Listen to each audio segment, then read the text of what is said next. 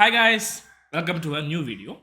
So today we are going to talk about a game that happened in 1933, a classical game. Okay, so it was played by Paul Keres. So those of you know, Paul Keres was one of the greatest players of his era, of his generation. The opponent, well, we don't know who he is. It's an unknown player.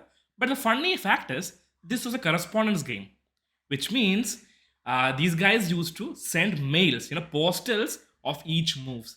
So right now we have it easy. We can play online, right? Like we have different platforms, Chess, chess.com, like that. But these guys used to like send postals to the opponent with the moves, like after each move. It must have taken like ages to finish this game.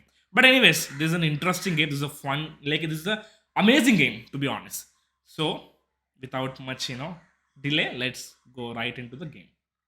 Okay, so here Paul Keres is white and black is obviously the unknown player. So e4, well, not e4, d4, d5, e4. So this is a like a black mar gambit that was prominent in that time. But if you capture, then white will play knight c3. That's the normal, how do you say, normal opening. But here black played e6. Now, if you look at it, it's French defense. Like this essentially turned into a French defense variation. So here there is a lot of variations that you can play, but Paul Keres went for bishop e3. It's a gambit. It's a called Alapin gambit. Basically, you just give up the pawn, and it's a gambit that is there in French defense, but not a lot of people play it. So, anyways, here he captured a knight d2 attacking. Basically, you invite black to play f5. That's exactly what he did, and then you play f3. You give up the pawn, and you get a better development. That's the plan. He takes, knight f6, and then bishop d3. So here, all he had to do was, his king is outside, right? He has to. Here, black just has to, develop the pieces and castle and make the king, protect the king. But here he did c5, trying to, put pressure on the b4 pawn. He castled, c takes, knight takes, and here, all black had to do was knight c6 or maybe even knight g4, trying to put pressure on the e3 bishop. But here, black played f. Now, this seems like, there is something there. The idea is if you capture with the bishop, then you lose the knight. And if you capture with the rook, on e5, it's a fork, and again, you lose a piece. That's what black saw. But the thing is, black's king is in the center. None of the pieces are developed. And if black wants to castle, he needs to move the bishop first and then castle. So it will take at least two moves. So Paul Keres is pretty famous for sacrifice and all that tactical gameplay. So he didn't hesitate. So here on e5, the best move uh, Keres could have played is rook into f6. So pawn takes means queen h5 comes, and then king e7, then bishop c4. f7 is a problem. Then queen e8 means queen comes to f3. Pawn takes, bishop takes. So ideally, rook is coming. So that's a problem. So king d8 means queen takes f6. Now the rook is gone, right, but we'll get it back. So if you play queen e7, you simply capture the queen, and materially and positionally white is better. But if you place bishop e7, then it's a mating 3. Like bishop b6, pawn takes, queen takes, king d7, and then bishop e7. Beautiful checkmate, right? So this was there. And after rook into f6, he could capture with the queen also. I think this is why Keres didn't play it right away, because after queen takes f6, knight e4, queen g6, and here knight b5. This is the key move. Maybe Keres didn't see this move because that's why he didn't play rook into f6, because here knight c7 is coming. Also, knight d6 is also coming because then the queen is gone. Like if he plays queen c6, then queen h5, g6, queen takes, and then of course you have a lot of problems. H8 is hanging, so you get back what you lost.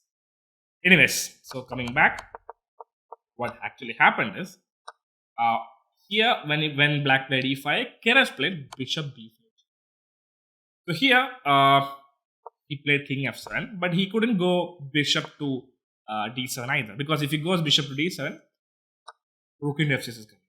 Now the other variation, pawn takes and queen takes, the similar thing will happen. But if you capture bishop into b5, then queen takes, queen h5 checked, g6, queen e5, bishop to e7, and then knight e4. If he captures, then it is gone actually. See, knight c6, then you actually sacrifice that rook. Rook into c6, bishop into c6, knight f6 check, and now king has to come to f7, then queen e6 check, king goes to g7, and here we have another beautiful check, which is knight h5 check. If you capture bishop to h6, we get a beautiful checkmate with the queen and bishop. And if he doesn't capture and if he goes back, then again it's a checkmate after bishop h6, king goes, and then knight f6 check. So anyway, it's a problem. So anyways, he didn't play bishop to d7. So he played king f7, and then say queen h5. The pattern is similar. You just bring out all your pieces and then attack. g6, bishop c4, and then king g6. Now here, take your time. Here, white played a beautiful move. So it's a mate in 3 actually. So can you find the combination, the move that Paul Keres made? Take your time, think about it. Okay, so I hope you guys found the answer. So here, what Keres did is queen to h6. Brilliant move. Obviously, he has to capture because the bishop is guarding the other square. So king takes, and then we have rook h4 check. It's a double check, so king has to move back, and then we have bishop h6, and that is a check. Brilliant game, right? We sacrifice a lot of pieces, and like in different variations, you had checkmates. So this is an excellent example of why you should develop your pieces and protect your king very early in the game, because right now it's just 16 moves and it's game over. So again, this was 1933, so all these theories and concepts were not developed at that time. So it's okay.